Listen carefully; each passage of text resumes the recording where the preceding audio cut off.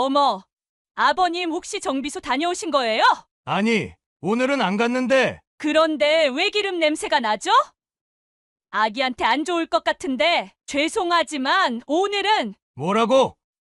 무슨 냄새가 난다는 거야? 아빠, 진정하세요. 준영이가 말리려 했지만 미지는 이미 현관문을 닫고 있었습니다. 어떻게 이러실 수 있어요?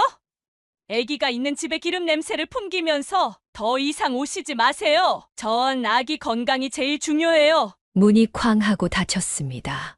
그들은 겨우 5분도 못 되어 쫓겨나다시피 했습니다. 며느리의 모욕적인 태도에 미영은 그 자리에서 쓰러질 뻔했습니다. 현관에서 벌어진 상황이 더욱 격해졌습니다. 어휴, 역시 정비공 냄새는 못 속이네요. 그 더러운 기름 냄새가 옷에 배어서. 뭐라고? 더럽다고? 네, 더럽죠?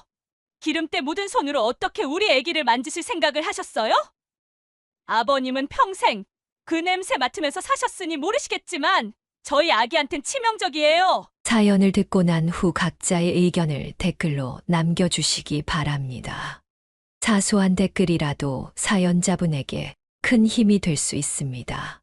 각색될 수 있고 사연자분의 입장에서 구성될 수 있습니다.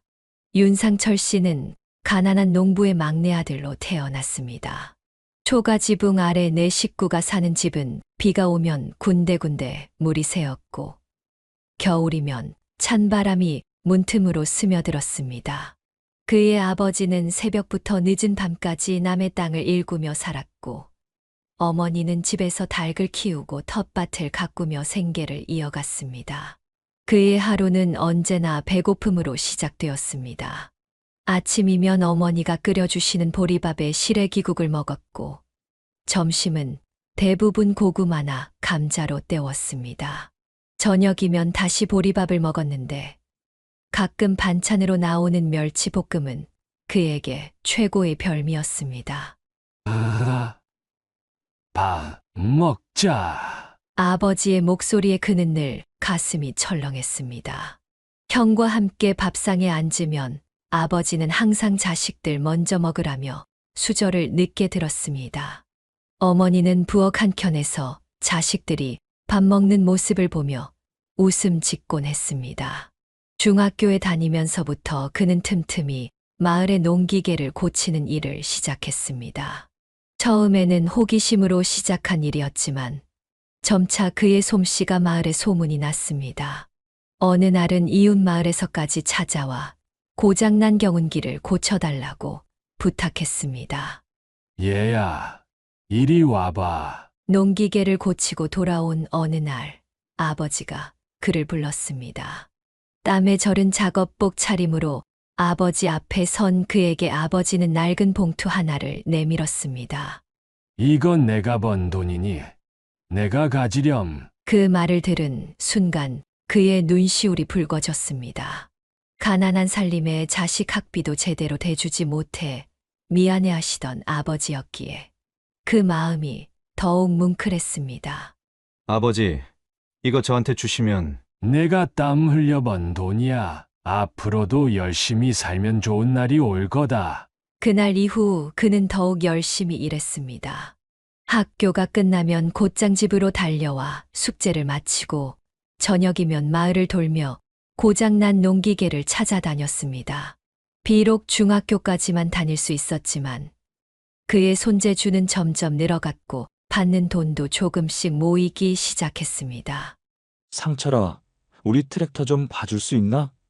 상철이 있어서 얼마나 다행인지 몰라. 마을 사람들의 신뢰를 얻으며 그는 조금씩 성장했습니다. 비록 가난했지만 그의 얼굴에는 항상 희망찬 미소가 가득했습니다.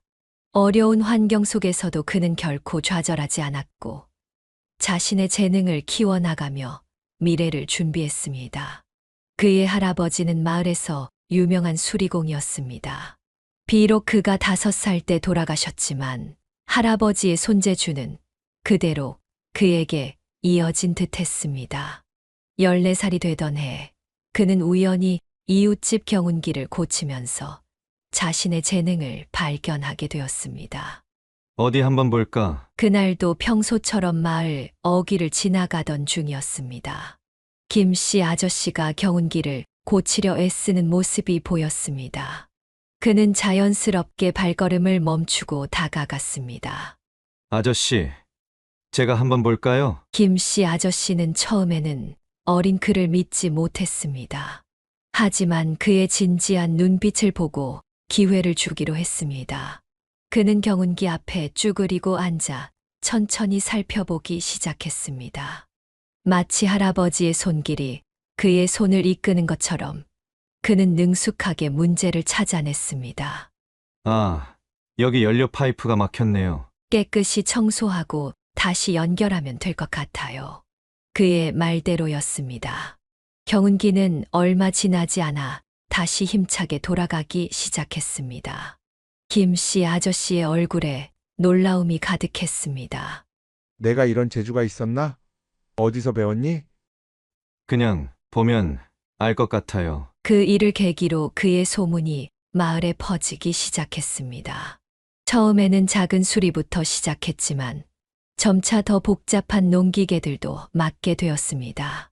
트랙터의 엔진이 고장나도 콤바인의 부품이 망가져도 그의 손을 거치면 모두 새 것처럼 돌아갔습니다.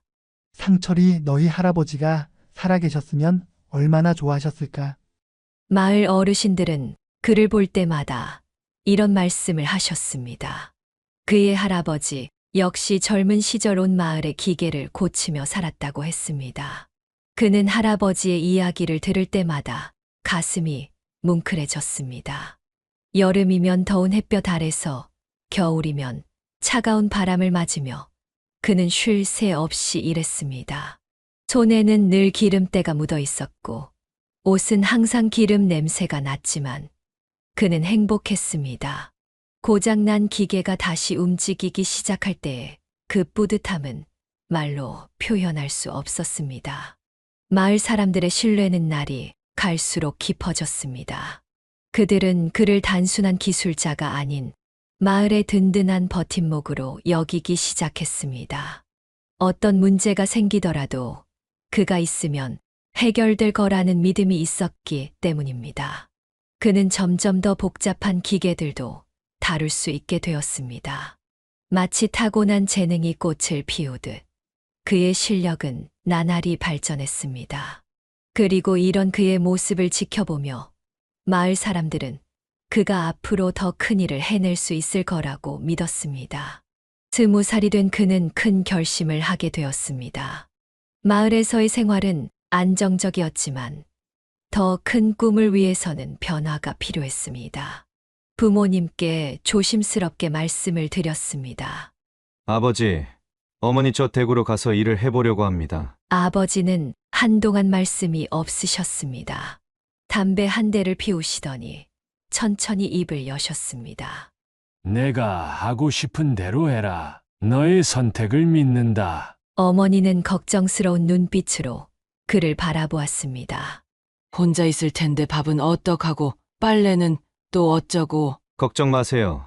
어머니, 제가 잘 해낼 수 있습니다. 달구벌대로가 개통되고 산업단지가 조성되면서 대구는 빠르게 성장하고 있었습니다.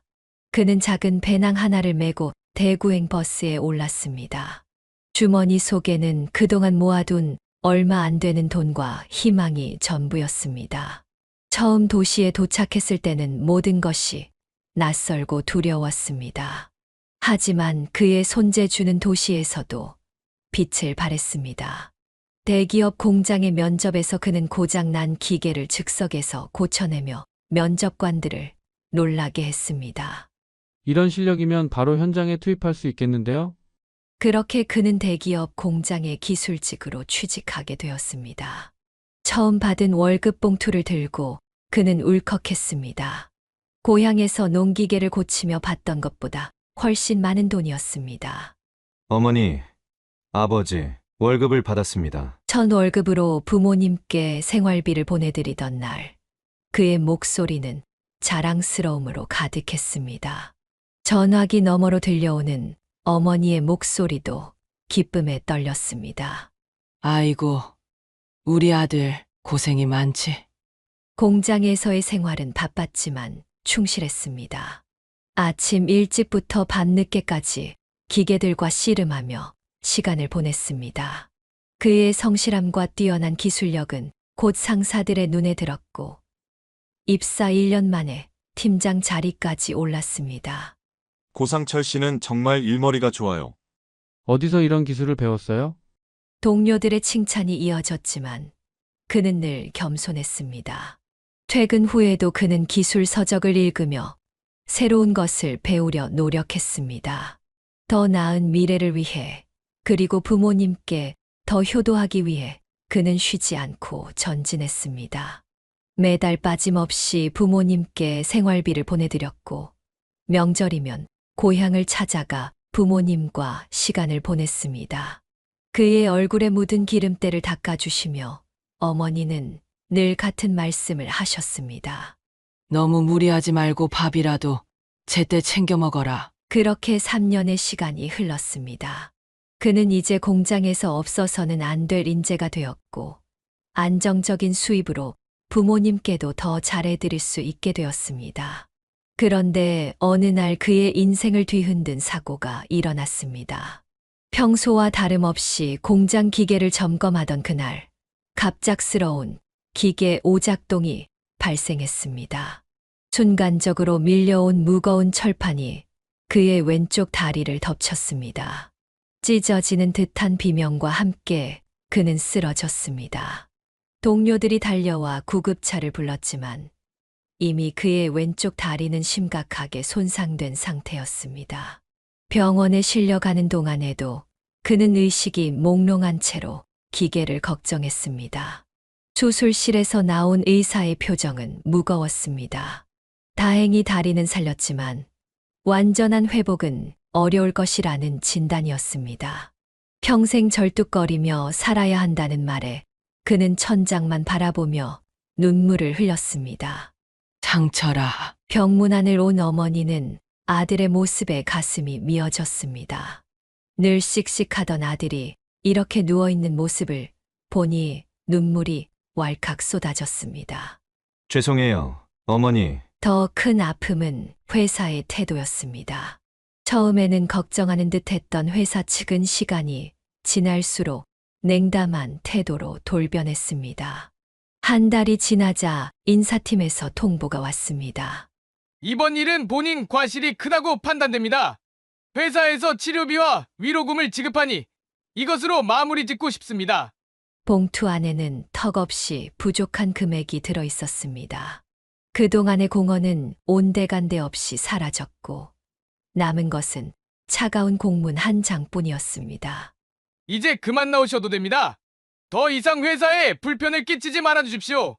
인사팀장의 말은 가슴에 대못을 박는 것 같았습니다. 3년간 밤낮 없이 일했던 시간들, 회사를 위해 바쳤던 청춘이 한순간에 물거품이 되었습니다. 퇴원 후 그는 회사 앞에서 시위를 하려 했습니다. 하지만 회사 측은 경비원들을 동원해 그를 막았고 법적 대응까지 거론하며 위협했습니다. 변호사를 찾아갔지만 증거 부족으로 큰 기대는 하기 어렵다는 답변뿐이었습니다. 절망감에 빠진 그는 매일 밤 악몽에 시달렸습니다. 꿈에서는 늘 사고 당시의 장면이 반복됐고 식은땀을 흘리며 깨어나곤 했습니다. 더 이상 부모님께 생활비를 보내드리지 못하는 현실이 그를 더욱 괴롭혔습니다. 전화기 너머로 들리는 부모님의 위로가 오히려 가슴을 더 아프게 했습니다. 매달 보내드리던 생활비를 보내지 못하게 되자 부모님은 오히려 그에게 돈을 보내주려 하셨습니다. 괜찮다. 아들아, 우리는 잘 살고 있으니 너의 건강만 걱정하거라. 하지만 그의 마음속 상처는 쉽게 아물지 않았습니다. 젊은 나이에 장애를 안게 된 현실, 회사의 냉정한 태도, 그리고 무너진 꿈들. 이 모든 것이 그를 깊은 절망의 늪으로 밀어넣었습니다. 앞으로의 삶이 두려웠지만 그는 아직 자신의 운명이 어디로 향할지 알지 못했습니다. 퇴원 후 그의 일상은 완전히 달라졌습니다. 매일 아침 공장으로 향하던 발걸음은 이제 소주방으로 향했고, 기계를 다루던 손은 소주병을 붙잡게 되었습니다. 절뚝거리는 왼쪽 다리는 그의 자존심을 갉아먹었고, 거울 속 초라해진 모습은 그를 더욱 깊은 분노로 몰아넣었습니다. 뭘 쳐다보냐? 지나가는 사람들의 시선이 느껴질 때마다 그는 참지 못하고 소리를 질렀습니다. 한때는 참고 견뎠던 시선들이 이제는 모두 조롱으로 느껴졌습니다. 이력서는 받아보겠지만 연락은 기대하지 마세요. 면접장에서 들려오는 차가운 말에 그는 주먹을 불끈 쥐었습니다. 그래도 사람한테 하는 말이 그게 뭡니까? 책상을 내리치며 소리치는 그를 보며 면접관들은 경비를 불렀고, 그는 더욱 거칠게 저항했습니다. 이 개자식들이 다리 하나 불편하다고 사람 취급도 안 하냐? 경비들에게 끌려나가면서도 그는 계속해서 욕설을 퍼부었습니다. 예전에 온화하고 성실했던 모습은 찾아볼 수 없었습니다. 매일 밤 소주에 취해 고시원으로 돌아올 때면 그는 누구라도 시비를 걸고 싶어 했습니다. 때로는 무고한 행인과 싸움이 붙기도 했고, 파출소에 끌려가기도 했습니다. 이 새끼가 절름발이라고 무시하네? 작은 시비가 큰 싸움으로 번지는 일이 잦아졌고, 그의 얼굴에는 멍이 그치지 않았습니다.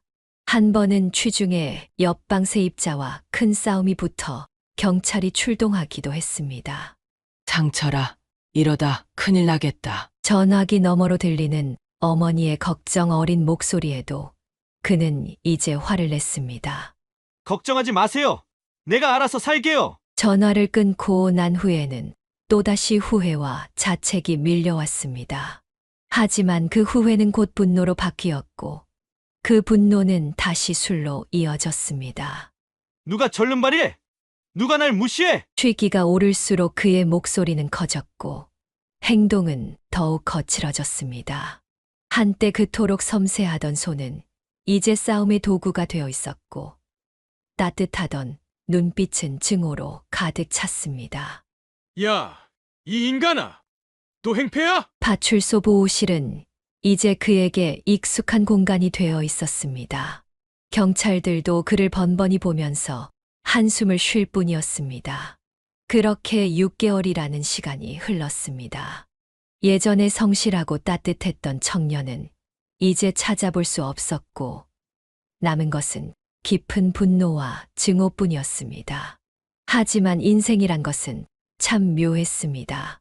그가 더는 희망이 없다고 생각했을 때 운명은 그에게 새로운 기회를 준비하고 있었습니다. 그날도 다른 날과 마찬가지로 그는 여전히 취기가 오른 채로 거리를 배회하고 있었습니다. 그날도 평소처럼 소주병을 들고 비틀거리며 걷던 중이었습니다. 문득 귀에 익숙한 소리가 들렸습니다. 농기계 엔진 소리였습니다. 한 자동차 정비소 앞이었습니다. 주차장 한켠에 놓인 낡은 트랙터에서 남자가 땀을 흘리며 씨름하고 있었습니다. 그는 발걸음을 멈추고 한참을 지켜보았습니다. 저러다간 타이밍 벨트만 더 망가뜨릴 텐데. 취기 때문에 혀는 묶였지만 그의 눈은 또렷했습니다. 남자의 손놀림이 잘못되었다는 것을 직감적으로 알 수 있었습니다. 저기요. 그가 절뚝거리며 다가갔습니다. 남자는 그의 모습을 보고 처음에는 경계했습니다. 술에 취한 사람이 접근하자 본능적으로 뒤로 물러섰습니다. 제가 한번 봐도 될까요? 그의 말투는 공격적이지 않았습니다. 오랜만에 기계 소리를 들으니 전에 없던 평온함이 찾아왔습니다. 남자는 잠시 망설이다가 고개를 끄덕였습니다. 트랙터에 문제가 있으신가 보네요. 네. 엔진이 자꾸 멈춰서요. 며칠째 고치려고 하는데 잘 안 됩니다. 그는 소주병을 내려놓고 트랙터 앞으로 다가갔습니다. 손이 약간 떨렸지만 오랜 경험에서 우러나온 직감은 여전했습니다. 엔진을 살펴보던 그는 곧 문제점을 발견했습니다. 아, 여기 연료 분사 시스템이 망가졌네요. 이걸 교체하면 될 것 같은데. 그의 말이 끝나기도 전에 남자의 눈이 커졌습니다. 어디서 이런 걸 배우셨어요? 예전에 시골에서 농기계를 많이 고쳤었습니다. 그렇게 대화가 이어졌고 남자는 정비소 사장임을 밝혔습니다. 사장은 그의 이야기를 관심 있게 들었습니다. 공장에서 일했던 이야기, 사고를 당한 이야기, 그리고 지금의 상황까지.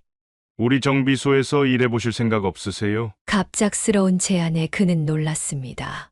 하지만 곧 자신의 모습을 돌아보았습니다.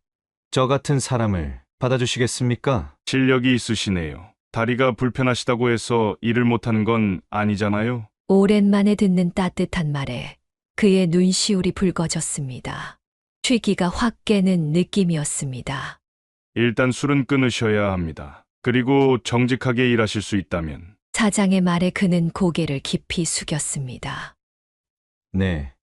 네, 꼭 그러겠습니다. 그날 이후 그의 생활은 천천히 변화하기 시작했습니다. 매일 아침 정비소로 향하는 발걸음은 비틀거리지 않았고 손에는 더 이상 소주병이 들려있지 않았습니다. 기계를 만지는 순간만큼은 모든 번뇌가 사라졌고 오직 순수한 집중만이 남았습니다. 상철 씨, 정말 대단하시네요. 동료들의 칭찬이 이어졌고 그의 얼굴에는 오랜만에 미소가 피어났습니다. 비록 다리는 여전히 불편했지만 그의 마음은 조금씩 치유되어 갔습니다. 운명은 그에게 새로운 기회를 준 것입니다. 정비소에서의 첫 출근은 그에게 새로운 인생의 시작이었습니다. 매일 아침 일찍 출근해서 정비소를 청소하는 것으로 하루를 시작했습니다. 비록 다리는 불편했지만 그의 손은 여전히 기계를 다루는 데 있어 타고난 재능을 보였습니다. 상철 씨, 이 차 한번 봐주시겠어요? 동료들은 처음에는 그의 불편한 다리를 걱정했지만 곧 그의 실력에 감탄하기 시작했습니다. 특히 까다로운 고장이나 원인을 알 수 없는 문제가 생기면 늘 그를 찾았습니다. 이건 연료 분사 시스템이랑 타이밍이 안 맞아서 그래요. 제가 고쳐볼게요. 그의 진단은 항상 정확했고 해결책도 명확했습니다. 농기계를 다루던 경험과 공장에서 익힌 기술이 자동차 정비에도 그대로 적용되었습니다. 사장은 그의 성장을 지켜보며 미소 지었습니다.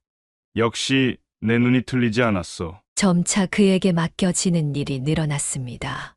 단순한 정비부터 시작해서 엔진 오버홀 같은 복잡한 작업까지 그는 모든 일을 완벽하게 해냈습니다.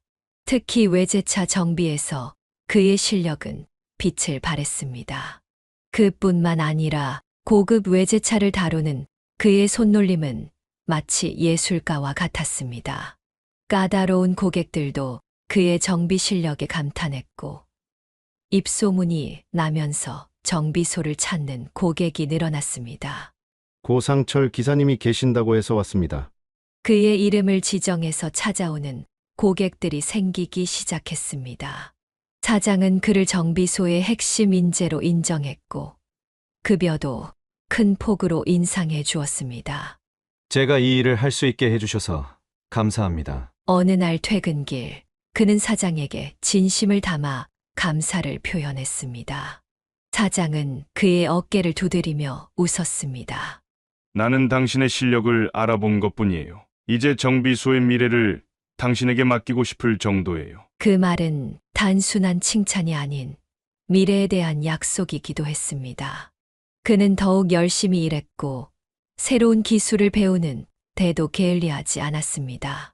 밤늦게까지 자동차 관련 서적을 읽으며 공부했고 휴일에도 정비 기술을 연마했습니다. 이제 그의 눈빛은 다시 생기로 가득 찼고 걸음걸이도 자신감이 넘쳤습니다. 술로 망가졌던 건강도 되찾았고 부모님께도 다시 생활비를 보내드릴 수 있게 되었습니다. 그러던 어느 날 그의 인생에 또 다른 변화가 찾아왔습니다. 사장의 딸이 방학을 맞아 정비소에 나타난 것입니다. 정비소에 상큼한 바람이 불어왔습니다. 대학교 2학년이던 사장님의 딸 미영이 방학을 맞아 정비소에 나타난 것입니다. 그녀는 매일 아침 도시락을 들고 정비소를 찾았고 아버지와 직원들의 점심을 챙기며 분주히 움직였습니다. 기사님, 이거 드세요. 처음에 그는 그녀의 호의를 조심스럽게 받아들였습니다. 사장님의 딸이기에 더더욱 조심스러웠고 자신의 불편한 다리도 신경 쓰였습니다. 고맙습니다만 제가 받기는 좀... 그러나 미영은 그의 거절을 받아들이지 않았습니다. 오히려 더 적극적으로 다가왔습니다. 기사님, 이번 주말에 새로 개봉한 영화 보러 가실래요? 갑작스러운 제안에 그는 당황했습니다. 손에 묻은 기름을 허둥지둥 닦으며 말을 더듬었습니다. 저는 좀 다리도 불편하고... 괜찮아요. 상철 씨는 좋은 사람이니까요. 미영의 당돌한 대답에 그는 말문이 막혔습니다. 그녀의 눈빛에는 진심이 담겨 있었고 그는 그 순수한 마음 앞에서 더 이상 변명할 수 없었습니다. 그럼 주말에 뵐 수 있을까요? 첫 데이트는 생각보다 자연스러웠습니다. 그의 불안과 달리 미영은 그의 걸음 속도에 맞춰 주었고 중간중간 쉬어가는 것도 먼저 제안했습니다. 기사님, 저 사실 오래전부터 기사님 보고 있었어요. 영화가 끝나고 카페에 앉아 있을 때 미영이 조심스럽게 고백했습니다. 아버지가 늘 기사님 얘기를 하시거든요. 성실하고 따뜻한 사람이라고. 그녀의 말에 그의 가슴이 뭉클해졌습니다. 술에 취해 방황하던 자신을 한 인간으로 봐주었던 사장님. 그리고 지금 순수한 마음으로 자신을 바라보는 딸. 저는 부족한 사람입니다. 제가 판단할 수 있게 해주세요. 그렇게 그들의 만남은 계속되었습니다. 주말이면 함께 영화를 보고 공원을 산책했습니다. 미영은 그의 불편한 다리를 전혀 개의치 않았고 오히려 그 상처가 있었기에 더 단단해진 그의 마음을 이해했습니다. 상철 씨, 이제 반말해도 될까요? 어느 봄날 벚꽃 아래에서 미영이 살며시 말을 건넸습니다. 네. 그럼 오빠라고 불러도 되지? 그렇게 그들의 관계는 더욱 가까워졌습니다. 하지만 한편으로는 사장님의 반응이 걱정되었습니다. 자신의 딸과 장애를 가진 직원의 만남을 어떻게 받아들이실지. 그러나 그의 걱정은 기우였습니다. 사장님은 이미 알고 계셨고 묵묵히 지켜보고 계셨던 것입니다. 난 미영이가 좋은 선택을 했다고 생각한다. 어느 날 퇴근길 사장님이 그를 불러 조용히 말씀하셨습니다. 그 말에 그는 눈물을 참을 수 없었습니다. 사장님, 정말 감사합니다. 벚꽃이 흩날리는 날 그들은 결혼식을 올렸습니다. 2년간의 연애 끝에 맺어진 결실이었습니다. 작지만 정성 가득한 결혼식이었고 하객들의 축하를 받으며 그들은 부부가 되었습니다. 이제 우리 딸을 부탁하네. 장인어른은 결혼식이 끝난 후 그의 손을 꼭 잡았습니다. 그 손에는 따뜻한 신뢰가 담겨 있었습니다. 네, 걱정하지 마세요. 제가 미영이를 평생 행복하게 해주겠습니다. 신혼집은 정비소 근처의 작은 아파트였습니다. 미영은 전업주부가 되어 그를 내조하기로 했고 그는 더욱 열심히 일했습니다. 여보, 오늘도 늦어? 응, 좀 이따 들어갈게. 밥 먹고 있어. 매일 저녁 미영의 전화를 받을 때마다 그의 가슴은 따뜻해졌습니다. 그녀는 늘 그의 건강을 걱정했고 매일 아침 도시락을 싸주었습니다. 결혼 후 얼마 지나지 않아 장인어른이 그를 불렀습니다. 고서방, 이제 자네가 정비소를 맡아줬으면 좋겠네. 뜻밖의 제안에 그는 놀랐습니다. 아버님, 그건 너무 과분한... 내가 그동안 자네를 지켜봤는데 자네 실력과 성실함이면 충분할 것 같아. 그렇게 그는 정비소의 공동 운영자가 되었습니다. 장인어른은 그를 완전히 신뢰했고 경영의 많은 부분을 맡겼습니다. 여보, 축하해. 그날 저녁 미영은 특별한 저녁을 준비했습니다. 소박하지만 정성이 가득한 상차림이었습니다. 이제 더 열심히 살아야겠네. 우리 함께 잘 해낼 수 있을 거야. 미영의 믿음 어린 눈빛을 보며 그는 다시 한번 다짐했습니다. 절대로 이 행복을 놓치지 않겠다고. 정비소는 그의 관리 아래에 더욱 번창했습니다. 기존의 단골 고객은 물론 새로운 고객들도 늘어났습니다. 특히 외제차 정비에서 그의 실력은 널리 알려졌고 인근 도시에서도 손님들이 찾아왔습니다. 고서방이 있어서 참 다행이야. 장인어른은 늘 그렇게 말씀하셨습니다. 이제는 정비소의 대부분의 일을 그가 처리했고 장인어른은 편하게 쉬실 수 있었습니다. 그들의 새로운 출발은 순조로웠습니다.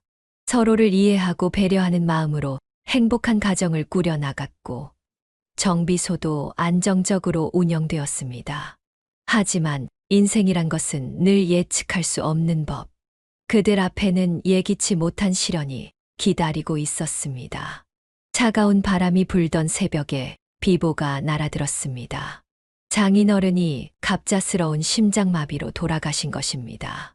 전날까지도 정비소에서 건강한 모습으로 일하시던 분이었기에 그 충격은 더욱 컸습니다. 아버지. 아내는 장례식 내내 눈물로 세월을 보냈습니다. 그는 아내를 안고 함께 울었습니다. 장인어른은 그에게 단순한 장인이 아닌 인생의 은인이자 새로운 아버지였습니다. 장례를 마치고 돌아온 날 밤, 미영이 그의 품에 안겨 흐느꼈습니다. 그는 아내의 등을 조용히 쓰다듬었습니다. 걱정하지 마. 내가 있잖아. 슬픔을 추스르고 정비소로 돌아왔을 때 그는 장인어른의 빈자리가 너무나 크게 느껴졌습니다. 매일 아침 일찍 나와 정비소 문을 열던 모습, 손님들과 정겹게 이야기를 나누던 모습, 퇴근 시간이 되면 그를 불러 술 한잔 하자던 모습, 모든 것이 추억이 되어버렸습니다. 사장님이 가시고 나니 허전하네요. 단골 손님들도 장인어른의 부재를 아쉬워했습니다. 하지만 그들은 한편으로는 그를 믿고 의지했습니다. 그래도 작은 사장님이 있으니까 다행이에요. 그는 장인어른의 뒤를 이어 정비소를 책임지게 되었습니다. 아침 일찍부터 밤늦게까지 그는 장인어른이 그러셨던 것처럼 성실하게 일했습니다. 미영도 틈틈이 정비소에 나와 일을 도왔습니다. 아버지가 계셨다면 좋아하셨을 텐데. 어느 날 미영이 문득 그렇게 말했습니다. 그는 아내의 손을 꼭 잡았습니다. 우리가 잘 해내고 있잖아. 아버님도 하늘에서 보시면서 뿌듯해 하실 거야. 실제로 정비소는 더욱 발전했습니다. 그는 장인어른의 운영 방식을 기본으로 하되 새로운 기술과 장비를 도입하며 현대화를 추진했습니다. 외제차 정비 실력이 입소문이 나면서 더 많은 고객이 찾아왔고 매출도 꾸준히 늘어났습니다. 여보, 이제 우리도 새로운 시작을 해야 할 것 같아. 어느 날 저녁 미영이 조심스럽게 말을 꺼냈습니다. 그녀의 배가 조금 불러 있었습니다. 새로운 생명의 탄생. 그것은 그들에게 또 다른 희망이었습니다.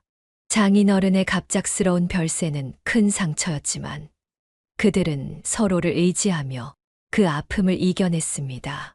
정비소는 더욱 발전했고 새로운 생명의 탄생을 기다리는 기쁨이 그들을 더욱 단단하게 만들었습니다. 하늘에서 지켜보시는 장인어른께 부끄럽지 않은 모습을 보여드리기 위해 그들은 오늘도 최선을 다했습니다. 봄은 그렇게 그들의 마음을 꽃피웠고 새로운 사랑의 이야기가 시작되었습니다. 그리고 이내 그들의 첫 아이가 태어났습니다. 건강한 여자아이였고 이름은 수진이라고 지었습니다.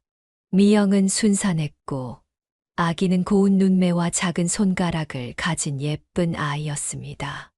여보, 우리 딸이야. 신생아실 유리창 너머로 아기를 바라보며 그는 눈물을 흘렸습니다. 처음 아버지가 된다는 기쁨과 책임감이 가슴을 가득 채웠습니다. 수진아, 아빠가 많이 사랑할게. 수진이는 건강하게 자랐고 2살이 되던 해에 미영이 다시 임신 소식을 전했습니다. 이번에는 아들이었습니다. 그러나 임신 7개월 차 정기검진에서 태아에게 합지증이 있다는 사실을 알게 되었습니다. 손가락이 붙어 있다고요? 의사의 설명을 들으며 그들은 충격에 빠졌습니다. 검지 손가락이 짧고 기형이라는 소식에 미영은 며칠 밤을 울었습니다. 여보, 우리가 잘 키우면 되잖아. 그는 아내를 안아주며 위로했습니다. 자신의 불편한 다리를 생각하면 아들의 손가락은 오히려 작은 장이었습니다. 수술로 교정할 수 있다는 의사의 말에 희망을 가졌습니다. 준영이가 태어났습니다. 예상대로 오른손 검지 손가락이 짧고 기형이었지만 그 외에는 건강했습니다. 우리 아들, 아빠랑 똑같이 생겼네. 미영은 아기를 안고 미소를 지었습니다. 그는 아들의 작은 손을 잡으며 마음속으로 다짐했습니다. 절대로 이 아이가 자신의 신체 때문에 위축되지 않도록 하겠다고. 준영이가 돌이 지나고 걸음마를 시작할 무렵 수술을 결정했습니다. 수술은 성공적이었고 재활 과정도 순조롭게 진행되었습니다. 아빠, 아프지 않아요? 5살 된 수진이가 동생의 손을 걱정스럽게 바라보며 물었습니다. 준영이는 씩씩한 우리 아들이야. 괜찮지? 준영이는 웃으며 고개를 끄덕였습니다. 그는 아이들을 보며 행복을 느꼈습니다. 수진이는 똑똑하고 착했으며 준영이는 씩씩하고 밝았습니다. 정비소 일이 바빠도 그는 항상 아이들과 시간을 보내려 노력했습니다. 주말이면 가족들과 함께 공원에 가거나 놀이동산을 찾았습니다.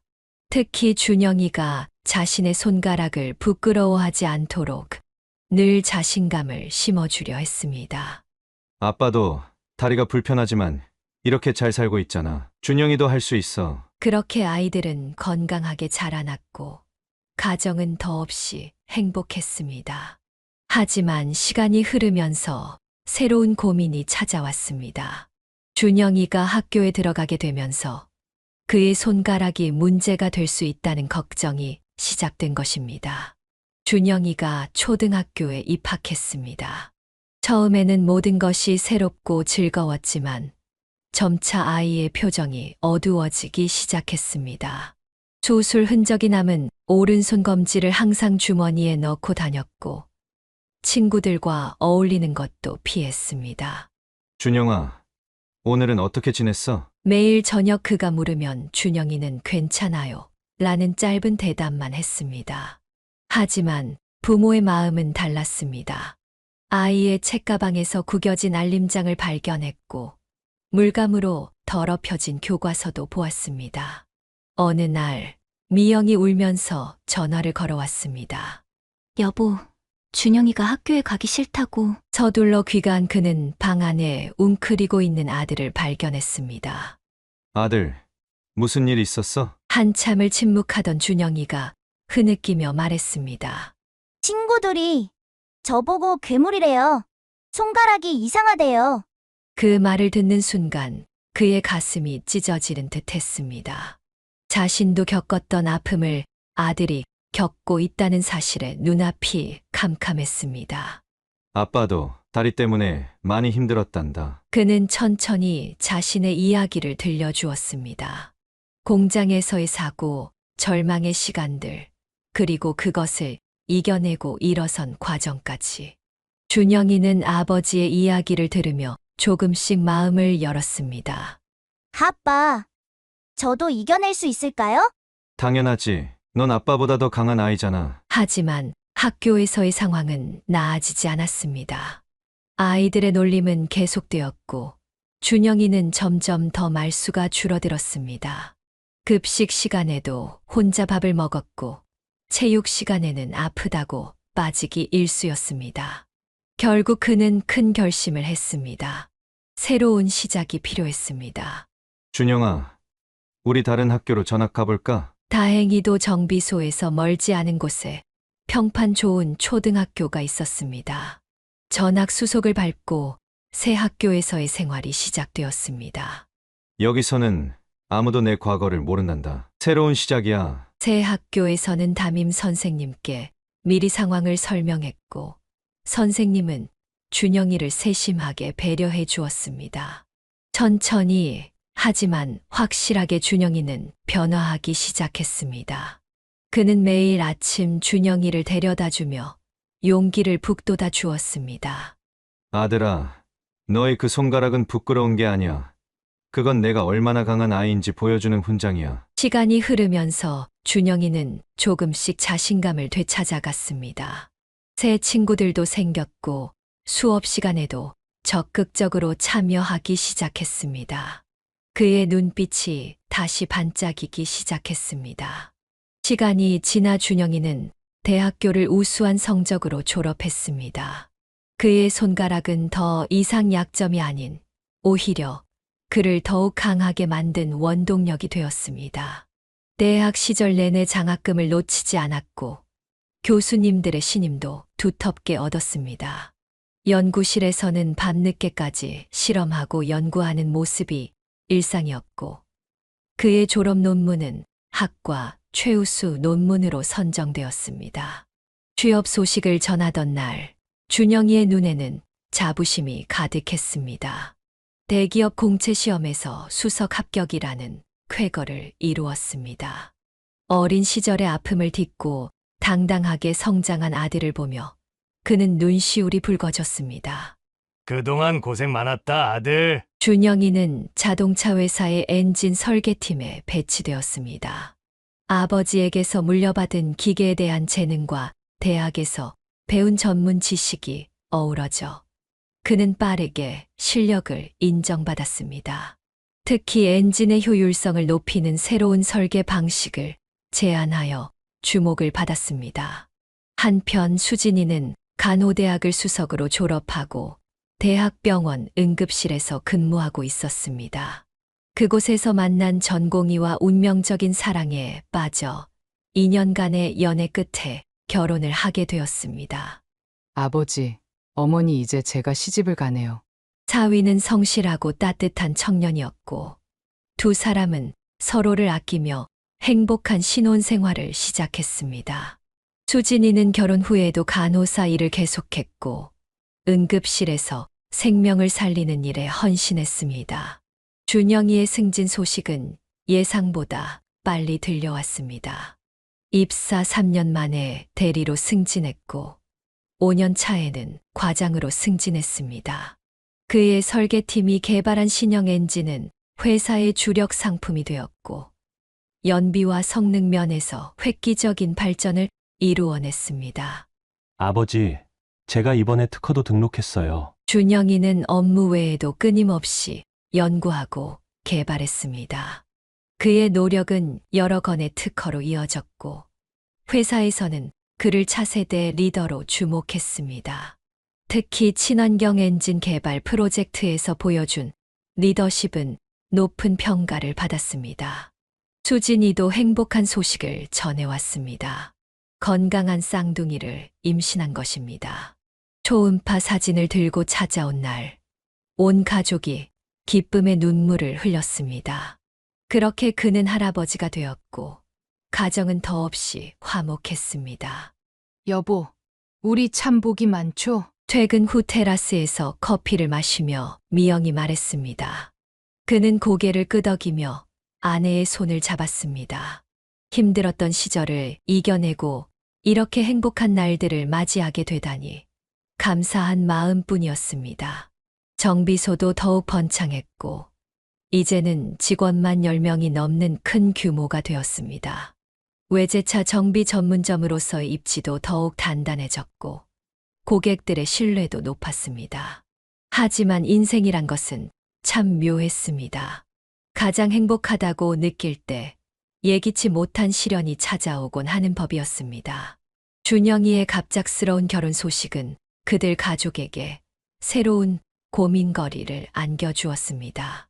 그것은 마치 폭풍 전의 고요처럼 앞으로 다가올 시련의 전조였습니다.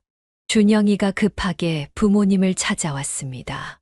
얼굴이 하얗게 질려 있었습니다. 아버지, 저가 결혼해야 할 것 같습니다. 그의 여자친구 미진이 임신한 것이었습니다. 교제 기간은 고작 3개월. 회사 동기로 만난 지 얼마 되지도 않았는데 실수로 관계를 가진 후 임신이 되었다고 했습니다. 아내는 충격을 받아 그 자리에 주저앉았습니다. 하지만 이것은 시작에 불과했습니다. 준영이가 처음 미진의 부모님을 소개했던 날이었습니다. 강남의 고급 한정식 집에서 만난 바깥 사도는 처음부터 그를 얕잡아 보는 듯 했습니다. 아, 정비소 하시는군요. 바깥 사도는 명함을 건네며 말했습니다. 그의 명함에 찍혀 있었습니다. 저는 공직자로서 도시 발전을 위해 일하고 있습니다만. 잠시 말을 끊은 그는 음식을 집으면서 덧붙였습니다. 요즘은 대기업 정비소가 많이 생기던데 개인 정비소는 운영이 쉽지 않으시죠? 그의 말투에는 은근한 무시가 담겨 있었습니다. 미진의 어머니도 비슷한 태도였습니다. 우리 미진이가 좀 호화롭게 자랐거든요. 정비소 수입으로 미진이 씀씀이를 감당하실 수 있을지. 그는 말을 아끼며 묵묵히 앉아 있었지만 속으로는 이를 갈았습니다. 미진의 어머니는 고급스러운 명품 가방을 들고 있었고 눈빛부터 거만했습니다. 우리 딸이 임신했다고 하니 서둘러 결혼을 해야겠네요. 신혼집은 물론 강남이어야 하고. 미진이 입을 열었습니다. 저는 압구정동 고급 아파트로 가고 싶어요. 거기 아니면 청담동 쪽으로. 그는 순간 귀를 의심했습니다. 거긴 너무 비싼데. 아니, 어머님, 제가 이 몸으로 시집 올 때 거기도 못 살면 어떡해요? 애기도 있는데. 미진은 배를 살짝 내밀며 애교 섞인 목소리로 말했습니다. 하지만 그 눈빛은 차가웠습니다. 없으면 대출이라도 받아주시면 되잖아요. 차돈대기 자동차 정비소 하시면서 그것도 안 되나? 미진 어머니의 말에는 은근한 무시가 담겨 있었습니다. 정비소라는 말에 특히 힘을 주어 발음했습니다. 결국 그들은 무리한 대출을 받아 압구정동의 신축 아파트를 마련했습니다. 정비소의 모든 적금을 해지하고 은행 대출도 받았습니다. 거기에 미진이 요구하는 혼수와 예물도 만만치 않았습니다. 아버지, 죄송해요. 하지만 미진이가 지금 예민해서. 준영이는 이제 미진의 말이라면 무조건 따랐습니다. 그의 눈빛은 전과 달리 초점이 흐릿했고 자신감 넘치던 모습은 온데간데 없이 사라졌습니다. 결혼식 준비 과정에서도 미진의 무리한 요구는 계속되었습니다. 어머님, 저희 결혼식은 호텔에서 할까 하는데. 매일 새로운 요구사항이 쏟아졌고 그때마다 집안의 분위기는 얼어붙었습니다. 수진이는 분노를 참지 못하고 폭발했습니다. 야, 고준영. 이러다 우리 집안이 망하겠어. 하지만 준영이는 이미 미진의 요구대로 움직이는 꼭두각시가 되어 있었습니다. 결혼식 날짜는 다가오고 집안의 긴장감은 극에 달했습니다. 결혼식 당일 웨딩홀은 미진이 고집한 대로 호텔의 최고급 연회장이었습니다. 그녀가 요구한 대로 포토존에는 수백만 원어치의 생화가 장식되었고 하객들에게 나가는 답례품도 고급 카탈로그 제품으로 준비했습니다. 사회자의 안내와 함께 입장하는 미진의 모습은 완벽했습니다. 맞춤 제작한 웨딩드레스는 그녀의 몸매를 한층 돋보이게 했고 준영이도 턱시도 차림으로 품이 있어 보였습니다. 축하드립니다. 두 분 정말 잘 어울리시네요. 하객들은 모두 행복해 보이는 신랑 신부를 축하했지만 그의 가슴 한켠에는 불안감이 자리 잡고 있었습니다. 이미 정비소의 운영자금까지 동원해 결혼식을 치르는 상황이었기 때문입니다. 아버님, 어머님, 저희 이제 신혼여행 다녀오겠습니다. 결혼식이 끝나고 미진은 곧바로 신혼여행 이야기를 꺼냈습니다. 그것도 몰디브의 최고급 리조트였습니다. 여보, 워터풀 빌라가 아니면 의미 없어요. 다른 친구들은 다 거기서 찍은 사진 올렸는데 저만 일반 빌라면 너무 창피해요. 하지만 미진아, 지금 우리 형편에. 준영이는 결국 또다시 은행을 찾았고 추가 대출을 받아 신혼여행을 다녀왔습니다. 하지만 이것은 시작에 불과했습니다. 신혼여행에서 돌아오자마자 미진은 명품샵으로 향했습니다. 여보, 나 임신했잖아요. 스트레스 받으면 애한테 안 좋다던데 샤넬 백 하나만 사주세요. 제발. 교묘한 애교로 시작된 그녀의 요구는 점점 더 대담해졌습니다. 임신 초기라며 친정에 가서 지내겠다고 했고 주말 부부처럼 지내기 시작했습니다. 태댁이라고는 믿기지 않는 미진의 행동에 식구들은 충격을 받았지만 뱃속의 아이를 생각해서 참을 수밖에 없었습니다. 특히 준영이는 아내의 말이라면 무조건 따르는 모습이었습니다. 아들, 너무 무리하는 거 아니니? 그가 걱정스러운 눈빛으로 물었지만 준영이는 고개를 저었습니다. 아버지, 지금은 미진이가 예민할 때라서 그래요. 출산하고 나면 괜찮아질 거예요. 하지만 이런 상황은 점점 더 악화될 조짐을 보였고 가정의 평화는 이미 위태로워 보였습니다. 결혼식장에서 행복하게 웃던 그 모습은 이제 어디에서도 찾아볼 수 없었습니다. 임신한 미진의 요구는 도를 넘어섰습니다. 영양제는 기본이었고 매주 고급 산부인과를 다니며 몇백만 원씩 쓰는 것이 일상이 되었습니다. 어머님, 이번에 나온 루이비통 신상 가방 사고 싶은데 태교에 좋을 것 같아요. 아내가 난색을 표하자 며느리는 금세 얼굴을 구겼습니다. 역시 시어머니는 다 똑같네요. 친정엄마는 벌써 사주겠다고 하셨는데. 그녀의 요구는 멈추지 않았습니다. 임신 중독증이라며 매일 택시를 타고 다녔고 친정에서 지내겠다며 몇 달씩 집을 비웠습니다. 그리고 시댁 식구들이 오늘 것에 불만을 표했습니다. 당신 부모님, 좀 그만 오시라고 하세요. 저 스트레스 받아요. 준영이는 점점 부모님과 거리를 두기 시작했습니다. 주말에도 만남을 피했고 전화도 잘 받지 않았습니다. 출산 후에는 상황이 더욱 악화되었습니다. 아이를 본 지 벌써 3개월이 지났는데도 손주 얼굴 한 번 제대로 보지 못했습니다. 어머님, 아기가 아직 면역력이 약해서. 수없이 사정한 끝에 겨우 약속이 잡혔습니다. 그날 그와 미영은 설레는 마음으로 아파트를 찾았습니다. 어머, 아버님 혹시 정비소 다녀오신 거예요? 현관문을 열자마자 미진의 표정이 일그러졌습니다.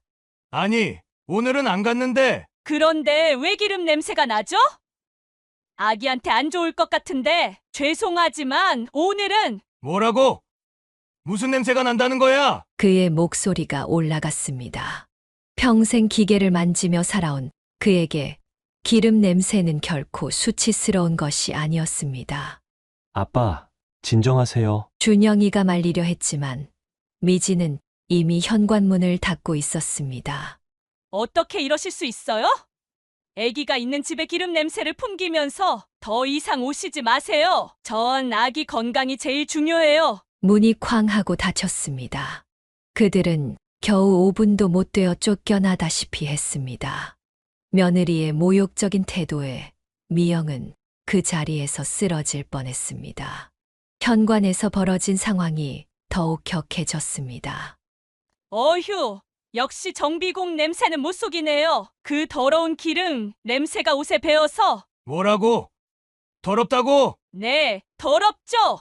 기름때 묻은 손으로 어떻게 우리 아기를 만지실 생각을 하셨어요? 아버님은 평생 그 냄새 맡으면서 사셨으니 모르시겠지만 저희 아기한텐 치명적이에요. 이 막말하는 년이. 아빠, 진정하세요. 뭘 진정해? 이런 집구석에 아기를 두고 싶지 않아. 동네도 서민 동네라 공기도 안 좋은데 이제 기름 냄새까지 내가 맡아야 해. 미진아, 그만해. 왜요? 사실이잖아요? 정비소나 하는 시댁 들어와서 제가 얼마나 창피한 줄 아세요? 친구들 만날 때마다 시아버지 직업 물어보면 얼마나 숨기고 싶은데. 네가 감히. 더러운 기름 냄새 풍기면서 우리 애기한테 오시지 마세요. 다시는 발도 들이지 마시고요. 나가주세요. 당장요. 문이 쾅 하고 닫혔습니다. 그들은 한동안 그 자리에 멍하니 서 있었습니다. 아들은 그저 미진의 편만 들었고 말리지도 않았습니다. 준영아. 아버지 어머니, 죄송합니다. 지금은 돌아가 주세요. 미진이가 예민해서. 그날 이후 그들은 더 이상 손주 얼굴을 볼 수 없었습니다. 전화를 해도 지금은 아기가 자요. 미진이가 피곤해요. 같은 변명만 돌아왔습니다. 저런 며느리라니! 내가 무슨 죄를 지었나? 준영이는 완전히 미진의 편이 되어 부모님의 연락을 피했고 가끔 오는 문자에도 차갑게 대했습니다. 여보, 우리 부모님이. 당신네 부모님은 왜 자꾸 오시려고 해요? 아기 건강은 생각도 안 하시나요? 정비소에서 묻어오는 기름 냄새가 얼마나 해로운지 알아요? 그렇게 가족의 균열은 더욱 깊어져만 갔습니다. 하지만 이것은 시작에 불과했습니다. 미진의 진짜 정체는 아직 드러나지 않았던 것입니다. 그리고 모든 것이 밝혀지는 순간이 찾아왔습니다. 준영이는 우연히 미진의 휴대폰을 발견했습니다. 평소와 달리 잠금이 풀려있던 휴대폰에는 충격적인 내용들이 가득했습니다. 이게 도대체 무슨. 준영이의 손이 떨렸습니다. 화면 속에는 미진이 다른 남자와 찍은 사진들이 있었고 주고받은 문자들도 발견되었습니다. 사진 속 미진은 임신 중에도 출산 후에도 변함없이 다른 남자와 시간을 보내고 있었습니다. 그날 밤 준영이는 미진과 마주 앉았습니다. 당신, 우리 아이가 내 아이가 맞나? 떨리는 목소리로 물었습니다. 미진은 잠시 침묵하더니 비웃듯 말했습니다. 알고 싶어요? 그럼 말해줄게요. 아니에요. 당신 아이 아니에요. 뭐라고? 이제 와서 뭘 그렇게 놀라요? 당신같이 유전적 결함이 있는 사람의 아이는 처음부터 낳고 싶지 않았어요. 준영이는 자신의 귀를 의심했습니다. 미진의 말은 계속되었습니다. 당신도 알잖아요. 당신 손가락이 어떤지. 그런 유전자를 물려받을 아이를 갖고 싶지 않았다고요. 당신 아버지처럼 평생 기름밖에 모르는 사람의 손주는 더더욱. 준영이는 그 자리에서 주저앉고 말았습니다. 1년 넘게 자신의 아이라고 믿고 키워온 아이가 실은 자신의 피가 섞이지 않은 아이였다는 사실에 머리가 하얘졌습니다. 그리고 하나 더 말해줄게요. 미진의 눈빛이 차가웠습니다. 사실 당신 아이는 진작에 지웠어요. 무슨 소리야? 임신 초기에 검사를 했죠. 아이에게 장애가 있을 확률이 높다고 하더라고요. 당신의 유전자 때문에. 그래서 지웠어요. 그리고 새로운 아이를 가졌죠. 마치 하늘이 무너지는 것 같았습니다. 그동안 미진이 임신 초기에 친정에 있었던 시간, 그리고 갑자기 다시 임신 소식을 전했던 때, 모든 것이 이해되기 시작했습니다. 당신, 어떻게 이럴 수가. 뭐가요? 장애가 있는 아이를 낳아서 평생 고생하는 것보다 나아요. 당신도 알잖아요. 당신이 학창시절에 얼마나 힘들었는지. 미진의 말 한마디 한마디가 비수가 되어 준영이의 가슴을 파고들었습니다.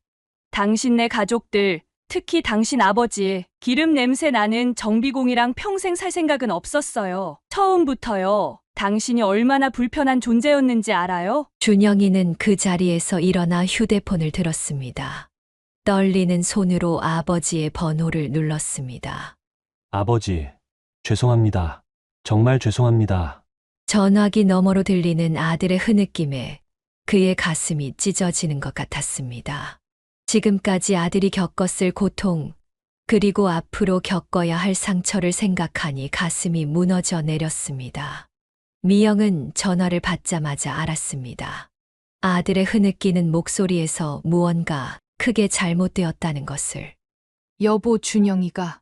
그날 밤 그들 부부는 한숨도 자지 못했습니다. 하지만 이제는 더 이상 물러설 수 없었습니다. 아들의 인생을 망가뜨린 며느리에 대한 분노가 그의 가슴 속에서 타올랐습니다. 가족의 명예를 지키기 위해, 그리고 아들의 잃어버린 시간을 되찾기 위해 이 싸움을 시작해야 했습니다. 이번엔 내가 나서야겠다. 그의 눈빛이 달라졌습니다. 이제는 더 이상 참을 수 없었습니다. 그는 가족회의를 소집했습니다. 수진이와 미영, 그리고 그가 거실에 모였습니다. 준영이는 정신적 충격으로 병원에 입원한 상태였습니다. 이번엔 내가 직접 나서겠다. 그의 목소리에는 단단한 결심이 담겨 있었습니다. 더 이상 참을 수 없었습니다. 며느리와 그 가족이 자신의 아들과 가족을 철저히 무너뜨린 것에 대해 그는 응징을 준비하기 시작했습니다. 조사는 철저했습니다. 미진의 일거수일투족이 낱낱이 밝혀졌고 그녀의 과거 이력까지 파헤쳐졌습니다. 충격적인 사실들이 하나둘씩 드러났습니다. 아버지, 이건 수진이가 조사 결과를 보며 충격에 빠졌습니다. 미진은 과거에도 여러 번 비슷한 일을 저질렀던 것으로 밝혀졌습니다. 법적 대응만으로는 부족해. 우리 아들의 인생을 망가뜨린 대가를 치르게 해야 해. 변호사를 선임하고 증거를 수집하고 모든 준비를 철저히 했습니다. 그는 이혼 소송에서 미진의 부정행위뿐만 아니라 그동안의 모든 기록을 증거로 제출했습니다. 당신들이 우리 가족을 얼마나 무시했는지 이제는 그 대가를 치를 차례야. 재판이 시작되었고 미진 측은 당황하기 시작했습니다. 그들이 준비한 증거의 양과 질에 압도된 것입니다.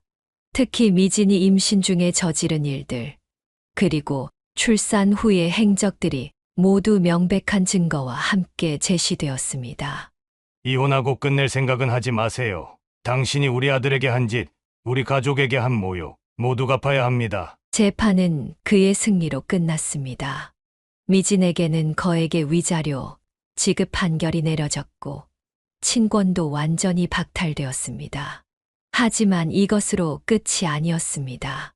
이제 시작이에요. 우리 준영이의 인생을 망가뜨린 대가를. 철저한 조사 과정에서 더 충격적인 사실이 드러났습니다. 박가사돈이 지방공무원으로 재직하며 저지른 비리들이 포착된 것입니다. 흥신소에서 보내온 자료들 중에 이상한 게 있어요. 수진이가 서류를 훑어보다 말했습니다. 미진의 통화 내역을 조사하던 중 그녀가 아버지와 주고받은 수상한 대화들이 발견된 것입니다. 공사 입찰권은 다 처리했으니까 걱정 마세요. 그 돈은 제가 안전하게 보관하고 있어요. 수상한 대화들을 따라가 보니 박가사돈이 공무원 신분으로 공사 입찰 과정에서 뒷돈을 받아온 정황이 드러났습니다. 건설사들로부터 받은 돈이 미진의 계좌를 거쳐 이동한 흔적도 있었습니다. 아버지, 이건 큰 문제가 될 것 같은데요. 그래, 드디어 잡았구나. 그는 차갑게 웃었습니다. 그동안 오만방자했던 그의 태도가 이해되기 시작했습니다. 돈이 있었기에 딸의 무리한 요구도 모두 들어줄 수 있었던 것입니다. 제보를 해야겠어. 감사원과 검찰에 증거자료를 보냈습니다. 조사가 시작되자 서태우의 비리는 눈덩이처럼 불어났습니다. 공사 입찰 비리뿐만 아니라 인사청탁과 관련된 비리도 드러났습니다. 어떻게 이럴 수가. 박가사돈은 결국 구속되었고 그동안의 오만방자했던 태도가 한순간에 무너져 내렸습니다. 법원의 최종 판결이 내려졌습니다. 재판부는 미진과 그 가족에게 혹독한 판결을 내렸습니다. 피고 서미진은 원고 고준영에게 위자료 3억 원을 지급하라. 판사의 선고가 법정에 울렸습니다. 미진의 얼굴이 하얗게 질렸습니다. 그녀의 부모도 충격에 빠진 듯 했습니다. 어떻게 이럴 수가 이렇게 많은 돈을. 서태우는 이미 구속 상태였고 그의 아내는 혼자 법정에 나와 있었습니다. 화려했던 그들의 생활은 순식간에 무너져 내렸습니다. 공직자 비리 혐의로 서태우의 전 재산이 동결된 상태였고 미진 명의의 아파트도 이미 차압되어 있었습니다. 돈이 없다고 해서 끝날 일이 아닙니다. 그의 변호사가 차갑게 말했습니다. 법원은 위자료 분할 납부도 허락하지 않았습니다. 결국 미진의 어머니는 친척들을 찾아다니며 빚을 내야 했습니다. 이제 알겠죠? 돈으로 모든 걸 해결할 수 있다고 생각한 대가가 어떤 것인지. 그는 법정 밖에서 미진의 어머니를 스쳐 지나가며 작게 말했습니다. 한때 그를 무시하던 그들의 모습은 온데간데 없이 사라졌고 남은 것은 빚더미뿐이었습니다. 저희가 잘못했습니다. 제발. 미진의 어머니가 그의 앞에 무릎을 꿇으려 했지만 그는 차갑게 돌아섰습니다. 당신들이 우리 아들을 무너뜨렸을 때 그때 생각해봤어야죠. 박갓사도는 징역 5년을 선고받았고 미진과 그녀의 어머니는 친척들에게 빌린 돈으로 겨우 위자료를 마련했습니다. 그들의 호화로운 생활은 끝이 났고 이제는 빚쟁이 신세로 전락했습니다. 아버지 이제 끝난 건가요? 준영이가 물었습니다. 그는 아들의 어깨를 잡았습니다. 아니, 이제 시작이다. 내 인생의 새로운 시작이. 정의는 실현되었지만 아들의 상처는 아직 아물지 않았습니다. 하지만 이제 그들은 새로운 시작을 준비할 수 있었습니다. 잃어버린 시간을 되찾기 위해, 그리고 더 나은 미래를 향해 나아가기 위해. 정비소 앞 벚꽃이 흩날리던 날, 준영이가 그를 찾아왔습니다. 아버지, 제가 좋은 사람을 만났습니다. 그의 아들은 달라져 있었습니다. 눈빛에 다시 생기가 돌았고 목소리에도 힘이 실려 있었습니다.